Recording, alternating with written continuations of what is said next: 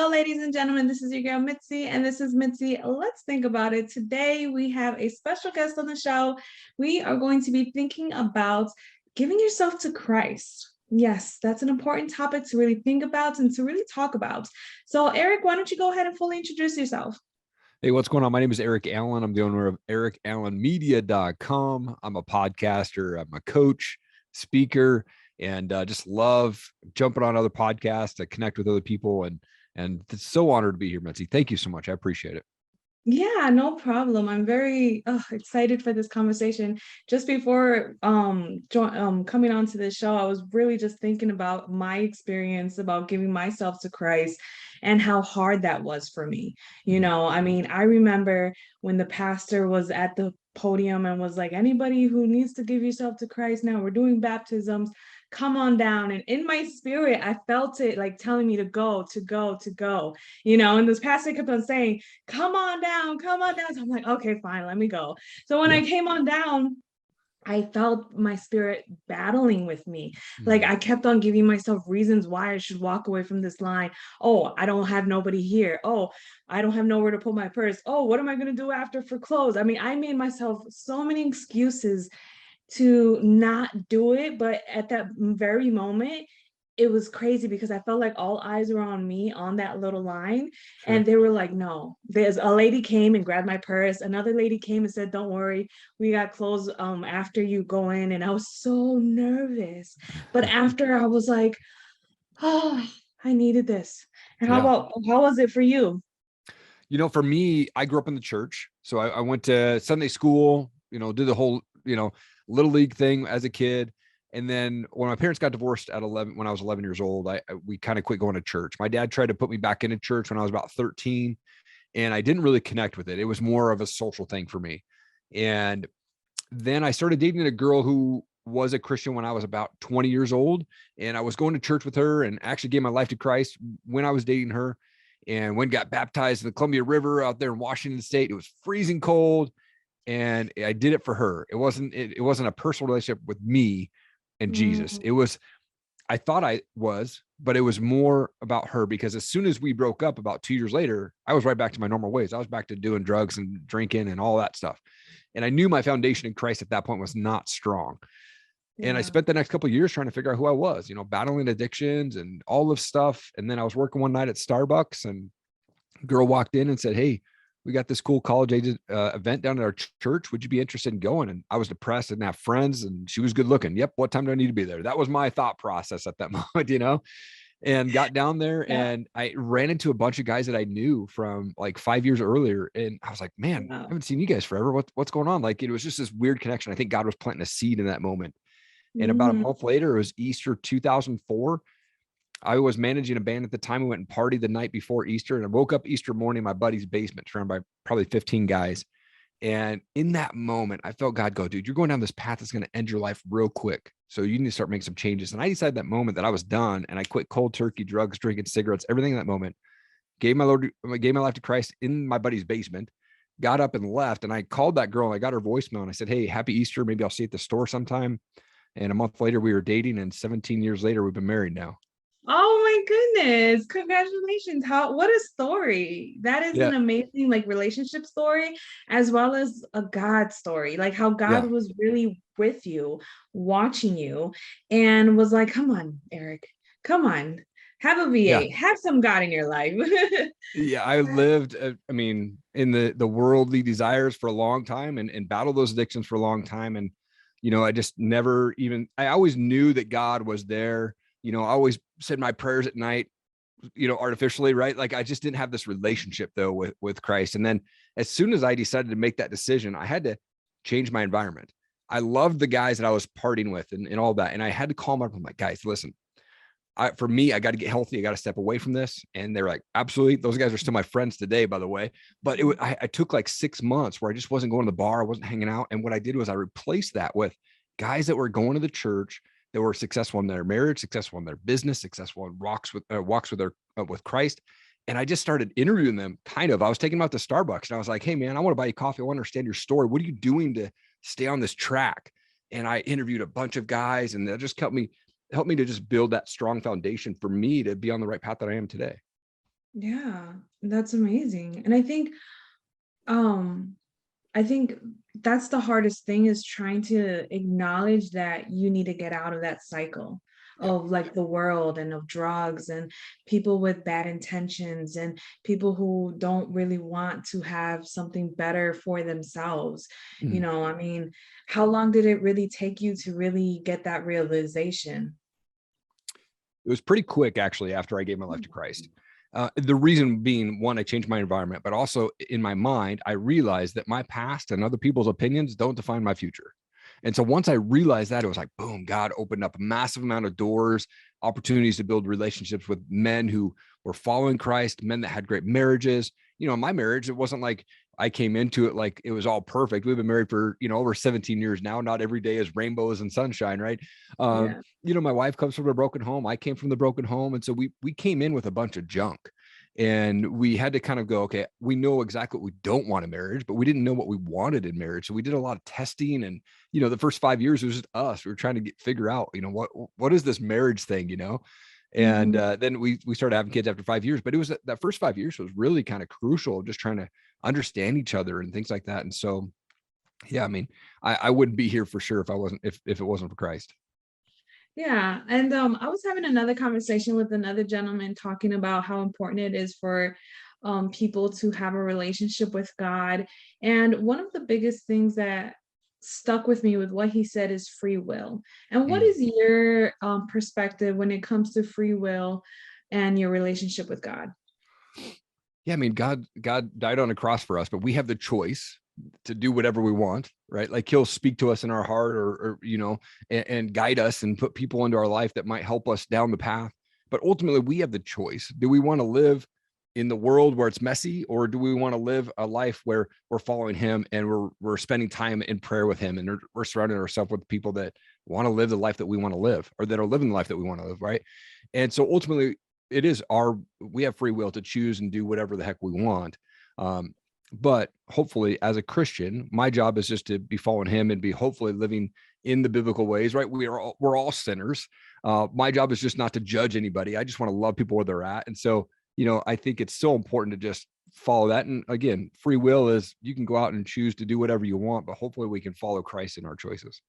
Yeah, I absolutely agree. And I think one of the things that sticks with me, I heard in a sermon along a while back, was the benefits of sin is what keeps people in the world. And what do Mm. you think about that? What do you think about that statement?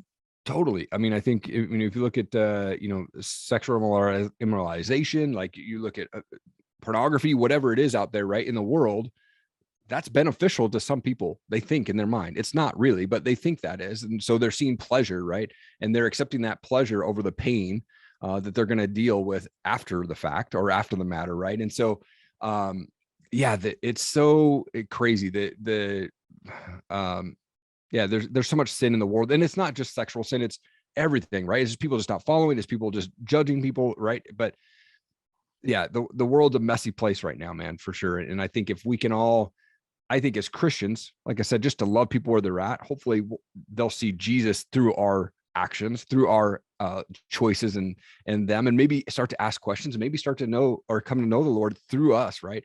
But my job is just to love people where they're at. Yeah, and I think everything that you said was really great. And another thought that just came to my mind while you were speaking was, is one thing that I realized is that a lot of people will stay away from God because of the hypocritical way a lot of Christians portray their lives, you know what I'm saying? And what would Totally. you say to people who have a hard time accepting God because of other people that have that bad how do you say it, projection of what God really is? You know what I'm saying?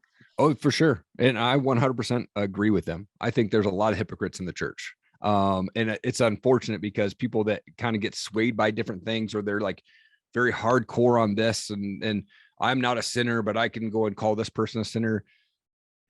I 100% agree. If you don't know who God is and you look at the church, it can be messy and it can be really ugly. And you Mhm. can see a lot of hypocrites, right? You can see a lot of people that come out angry, and they look at people online, or they say, man, I love America, which I do, and then they're like, God bless everything, and then they're like, F this, F that, right? Like in the same sentence. And that can throw people for a loop. They're like, really? And look, you can cuss all you want, it's not a big deal, it's not going to cause you to go to hell. But what I'm saying is, if you're putting an example out there for others that are trying to come into the Lord, that can sway them off. My big thing is, I hate the people who stand on the corner and they yell at people and they're like, man, you're going to hell, right? People stand on the corners of stuff, and they're, got these big signs of, like, up here where I'm in Idaho, there's some crazy church up here that they like to stand on the corner of the highways and they show pictures of aborted babies. And I'm like, that's not going to have people come to know the Lord. That's going to scare people and run them away from the church.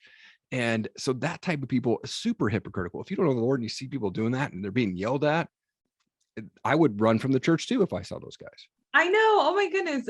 That's funny that you said that, because when I lived in Orlando, there was this street, I forgot what it's called now, but there would be tons of like individuals, men, on the corners and saying, you're going to hell, you're going to hell, you're going to hell. And it was in a ghetto, I'm not gonna lie, it was in the ghetto. You could see people doing what they're doing, Sure. but I feel like that's not the place to be. You know what I mean? That's Yeah. not how you should invite people into the church. You shouldn't have some picture of a dead baby and prove that that's why you need to go to God. You don't need to tell somebody of their sins, because they already know, and that's why they're already pushing God away. Yeah. Ooh, which reminds me to talk about with you so I can get your opinion. Yeah. How do you feel about that? When people project out their sins onto others without realizing, I know it's a part of the hypocriticalness, but you know what I'm saying? Like they will acknowledge other people's sins without acknowledging their own. Sure. I mean, look at Jesus. He said, throw the first stone, right? I mean, he throw Yeah. the stone, right? And they all walk away. And it's just those type of people that are going to scare people away from actually coming to know the Lord.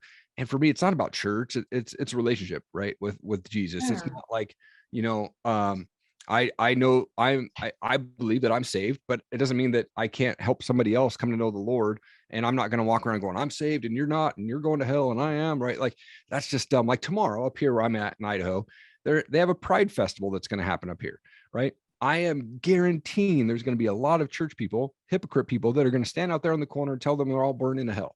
And it's going to be the dumbest thing they could ever do to try to get people to know the Lord, right? I mean, like, go down and cheer them on or whatever they want to do. They don't even have to show up, right? If they don't want to be involved in it, don't show up, but they're going to go down there. I guarantee there's going to be people down there that are screaming and yelling and doing all this stuff. And it's like that type of people.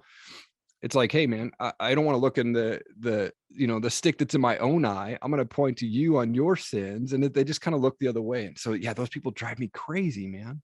They really do, and it's absolutely amazing how they don't realize that that is not the only sin. You know what I'm Right. saying? They say Totally. they focus mainly as that as the only sin, like, oh, you can't abort, and oh, you can't be with other same-sex people. But what about gambling? You don't stand in front of the casinos. You don't stand in front of gossip places and radio stations and TV stations that all they do is gossip. You don't stand around those type of people. You don't stand, you know what I'm saying? They don't Yeah. stand around the post office and stay, you know what I mean? They don't stand around places that actually have these common sins that are constantly being done every day. But I Mm-hmm. think the worst thing about it is that they forget about forgiveness. You Yeah. know what I mean? They Yeah. truly forget about forgiveness and how beautiful it is to have that forgiveness and why Jesus died for us. You Mm. know what I'm saying? And I So think true. that's the saddest part. What about you? Yeah. What is one thing that really like irks you from this? It's like I said, I think I get more annoyed at the people who are standing on the corner yelling at things and telling people they're going to hell. And I've even walked up to those guys and said, hey, how did you get to know the Lord? And they're like, oh man, I went to this church service and I got to know this guy and he invited me to church. And I'm like, so it wasn't someone yelling at you from a street corner, right? And then they just shut up. And it's because they realize what they're doing is they're actually scaring people away. And that drives me nuts, man. Those signed sandwich board holders that are telling people they're burning in hell, it's absolutely ridiculous. And I don't know where they got swayed at, But that's what kind of irks me the most. I'm like, I just want to go like punch him in the face, be like, hey, quit doing that.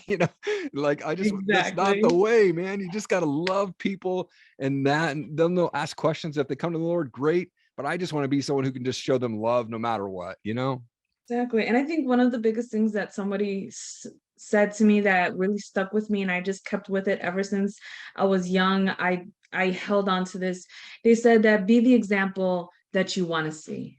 You know Yeah, what I mean? And I think that's the absolutely. thing that people really need to realize is that they need to be the example they want to see. If they want to see more love, show more love. If you want to see more peace, be more peaceful. If you want to see more forgiving people, then be forgiving, and I Yeah. feel like that's something that people really don't consider. And I guess to get back to the topic of fully giving yourself to Christ is Mm.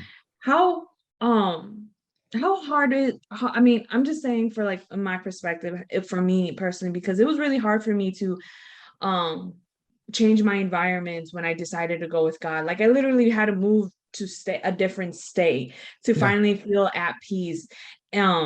But for those people who don't have that ability to move to a different state and to change their environment, what other ways do you think is a good way to be able to fully commit yourself to Christ and to give up the world? You know what I mean? What would that be for you?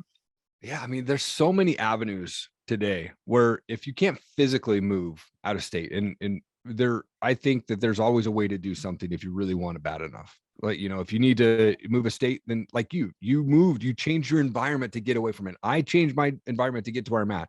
I moved away from Washington State to Idaho to get away from family members that were not, just toxic and not wanting to, you know, they were just bad for my marriage. Like to be around them, it stressed me out. And I was like, dude, I don't need that. My marriage this is my family now, right?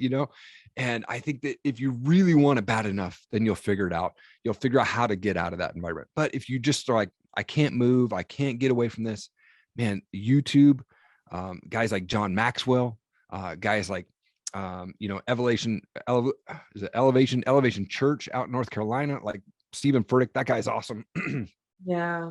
You can turn on Sunday service, but you don't even need to wait till Sunday. Like there is sermons on there 24/7. If they want to just get away from that, then just spend a couple days just soaking that stuff up and do it daily. It doesn't have to be 4 hours a day. For me, when I'm making lunches for my kids in the morning before they go to school, I have like 30 minutes and I'm listening to sermons on that time, or I'm listening to John Maxwell, or, it's just a quick, doesn't have to be 4 hour time, but that helps me get in the right mood every day. I'm big on setting those wins early. So for me, I wake up at 4 a.m. 6 days a week. And as soon as I open my eyes, I realize like it's a goal of mine to wake up every day. Right. So if I open my eyes, I'm like, thank you, Jesus, for another day. I get to see and hug and hold my family today. Right. And then I jump out of bed to make my bed. There's 2 wins in 15 seconds. And then it's just boom. All right, God, now let's go spend some time in prayer. And I get upstairs to my office and spend some time in worship and pray. And my prayers are very much gratitude driven, not so much asking us very much, man. Thank you, Lord, for the grace and mercy you gave me. I'm a sinner. I've committed lots of sins in my life, but I'm still here today. You've got a plan and a purpose on my life as everybody else. Thank you. Just give me the opportunity to speak love into people today. Yeah, amen. That's beautiful. And it's funny that you said Elevation Church. I actually have a shirt from Elevation. I Oh, went that's to the awesome. church. Yeah, You I did? went to actually, yes. So let me tell you my story. Yeah. So in 2018, God was telling me to find a church Yeah. because I was really out in the world around that time. I was going through a bad breakup and I know I needed God, because I just needed him. I was around so much toxic energy that they were just literally draining me. Mm. So I was like, okay, God, I'm gonna find a church. So Stephen Furtick came up, and I would watch Elevation every Sunday, and I would watch it in the car when I would go to work, because I was embarrassed, for my family to watch to see me praise God because they Sure. weren't really into church. They knew of God. They brought me to God, when I was little, but they never followed God and they never stuck through to his word. So when Mm. people get lost in that direction, it's hard to be honest and open with God in your own life because they see it as a way that, oh, it's a phase, or oh, they're not being real, or they're in some life crisis. But in reality, I knew in my heart that I needed something deeper. Yeah. So I was watching and I was watching, and then that's when God told me to make the move. So I moved to Florida, And God was, once I moved to Florida, I was situated, I was renting a room from a friend, and I was doing my thing and I felt calm. But then God was like, find a church. And I was like, oh. And then Elevation posted that they had a branch out in Florida. And I Come was on. like, okay. So I checked it out. It was only an hour and a half away. And I was like, let me just sacrifice the time. So I drove out there and it was amazing. Like I literally felt the spirit outside of the church. When I was in there, I felt it. And it was just overwhelming where I just cried. Like just Wow. singing and praising God. I just cried and I felt at Mm. home and I felt so, oh, it's like a different feeling. Have you ever Yeah. felt that before? Oh yeah, absolutely. I love that. And thank you for sharing that. That's amazing. Man, yeah, his churches are awesome. I'd love to go see one of his churches. Now, does he have campus pastors that speak, or do they do a video feed? They do the video feed for so he speaks at each location, does Okay. the video feed. The pastors at each location only speak when he's not speaking. So Oh, when gotcha. he Okay. has the other speakers like showing on YouTube and all that stuff, that's when the pastors at the home base are actually preaching. And Oh, okay. even then, it speaks the word. Like Totally. everything that he represents, I don't know how he's able to do it for each campus, but he's able to still project out that same love, spiritual guide of God in there, that it's Come on. really, it shows how much God is in this. You know what I mean? It Yeah. just shows how much God is really real. And to have somebody to talk to about God, it's refreshing. It's Mm, absolutely refreshing. I think that's the reason why I got so excited to find you and to be able to have this conversation with you, because I'm not gonna lie, I don't really talk about God with a lot of people. And it's just because out of fear, you know what I come mean? on. And out Yeah. of that not knowing of if they're gonna accept me or not. Yeah. And here's the thing is, I mean, I have a podcast, I 400 episodes in. Like I don't go out and start preaching the word. I just show people my love through my podcast. And I love that you have a podcast because I'm so passionate about podcasting. And I think that people will start to hear our voices and hear our tone and hear how genuine we are. And that'll get them to ask questions, and Yeah. maybe they reach out to you, maybe they don't. But there's a lot of people that are being impacted by this show, not just my episode. I'm talking about all your episodes that are people are coming to know Lord through your show, and you should be proud of that. And I think that's awesome. You're doing an amazing job. Oh, thank you. Thank you. Sometimes you never know who you are really going to impact. And I Yeah, think that's the one thing that God keeps on telling me is that just plant your seeds. Wherever they land is wherever they land. I will take care of the growth. I will take care of the mind. I will take care of the perspective of who needs to hear it. So that's the biggest thing, because I was in a very like like battle between myself and God yeah, for doing this, doing my website, doing my books, doing my podcast and my blogs and everything. Like I was so afraid because of that perspective of other people. And it's exactly like you said, that moment that you gave yourself to Christ, that moment of like peace of not worrying what anybody else thinks. And that's exactly what happened to me. I realized that nobody else's opinion mattered, because everybody else is trying to figure out this life just like me. And yeah. everybody else don't know what they're doing. They're just Right. winging it and hoping Yeah. that it works. Totally. Yeah. Totally. Totally. Yeah. There's an awesome book I just read. Actually, I've read it a couple times. I think you would love it about the situation that you're in. It's called "In a Pit with a Lion on a Snowy Day" by Mark Batterson, and it just talks about us kind of just being fearless when it comes to sharing our faith. And it talks about jumping into situations where we're going to be scared, or that it's going to be scary when we jump in there, but God is always with us. God's guiding us through that. And if there's something that's put in our way, man, he'll always get us through that situation. So it's a great book. Highly recommend it. Oh yeah, I'm gonna have to check that out, because I think that would be a great read. I'm in the need of some yearning for learning. Yeah, it's an easy read too, and the author's funny, so he keeps it humorous, so it's not boring at all. It's actually a really, really great book, and just brings a lot of like Christ principles into the book, and how we can kind of do stuff every day to just realize that, man, God's in control, and we can kind of sit back and obviously put in some work, but like God's ultimately in control of our situation. Yeah, I'm sorry, but I'm so distracted. What is that sign? Does it say that sign behind you? Is it constant and never ending improvement? Is that what it says? Yes, Oh, yes, why do you have that up there if you don't mind me asking? Because that's it's a so great distracting. question. Like I keep reading it. Like why? So I actually had the opportunity. God opened up a door for me to have a conversation with Ed Milet, who he's like a virtual mentor for me. In 2018, I won the Ed Milet Max Out Challenge on Instagram out of 1 million followers, and it landed Wow. me a phone call with him. And one of the things he said on the call was, listen, you have to be living by canny, constant and never ending improvement. So when you wake up every day, always look for ways that you can improve. And when he said that to me, I was like, man, I got to do something with that. And so I just have it on my wall in my office. So when I walk in, it's the first thing I see, and it's constant and never ending improvement. There's no slowing down, always reading. Right now I'm reading, John Maxwell's 15 Invaluable Laws of Growth, like trying to always read. And like, I was not a good reader until like the last year. Like I just didn't read books like maybe 4 books a year, but like I started getting Audible and I started reading books and I started committing to 30 minutes a day of reading. That's it. 20 minutes, I do 30, but even if you did 10 minutes a day, right? 10 pages a day, whatever it takes. I think that's just constantly always improving and growing in my personal developments, my walk in Christ. Now I'm like reading 3 books at a time, right? Like, so like, that's what That's that amazing. means is for me, it's just always, always growing and never slowing down.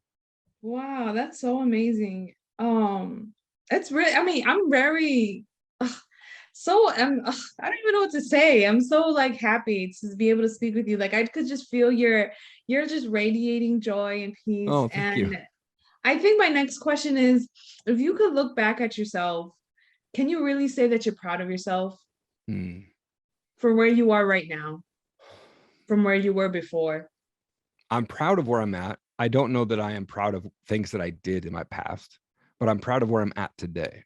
And I say that because in my early days, so if we go back to my story, when I was 13 years old, I had to fight my mom's boyfriend off. Literally hit him in the head with a cast iron pan twice because he was beating her up. That sent me on a path of destruction.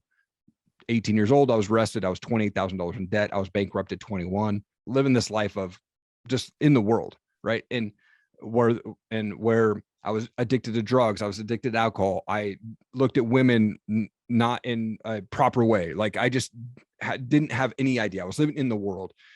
I'm not proud of that, but I know that that's the reason that I am here today is to share my story. And hopefully I can make an impact through sharing that God redeems us in our past, and whatever our past is, then we can get out of that. And the hardest thing that I think affected me and probably a lot of people is it's so hard to forgive ourselves. And it took me a long time to forgive myself for my sins and for my past. And I can forgive other people real simple.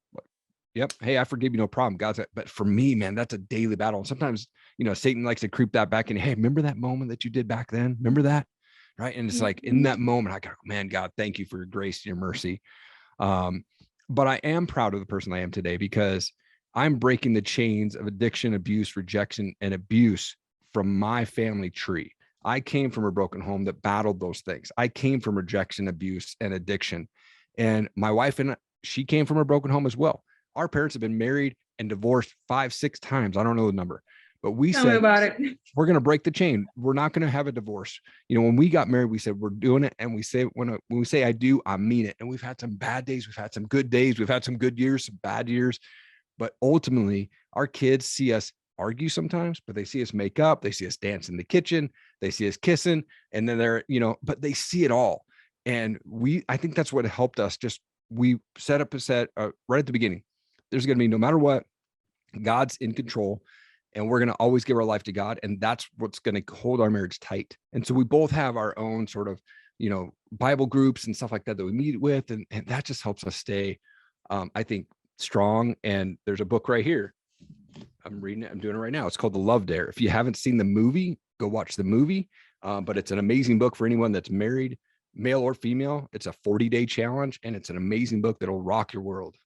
The love there. That's interesting. Okay. Okay. I'm gonna have to check it out. I'm gonna have to nudge my husband to do it with me. You should. It's so good. And if you haven't seen the movie, it's a cheesy Christian movie, but it's good. It's Kirk Cameron. But it's a really, really great movie. And I mean, for me, I'll tell you, like, I like to be the manly man, but that movie had me in tears because it's just so good about the redemption of what God's got. Awesome. Awesome. And I guess to start wrapping up the show, what would be some good advice that you can possibly give someone who is battling this inside battle of giving yourself to Christ or just staying put where the world will accept you? Yeah. So there's 2 things I'd love to say. One, turn off the news, quit worrying about the news. Whatever is on your TV, they've got their own agenda. Turn off your news. Number two, quit judging people. It's my job just to love people where they're at, right? And so if you're struggling with, man, do I go to know this Lord, this guy Jesus, or do I keep following the world? Man, find people that are living the life that you want to live and find a way to get around them. Just being in their presence is going to lift you up, whether that's being a Christ follower, business entrepreneur, whatever it is. But find people that are living the life that you want to live and go find a way to get around them. Awesome. That's beautiful. See, you guys heard it first from Erik's mouth to y'all's ears.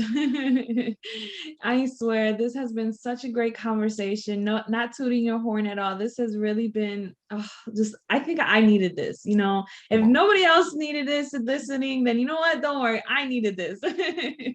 Because man, this was really beautiful to me. Thank you. I really do appreciate your time and your perspective. And anybody else who is wanting to know more about Erik, go check him out. I have his lovely picture on my website under my special guest. You can find a link to his podcast and his websites and check it out because he has some interesting topics with some interesting individuals. And I'm sure that he's going to be able to keep you thinking as well. So if you're on the thinking train, go check him out. Alrighty, until next time, y'all. Bye.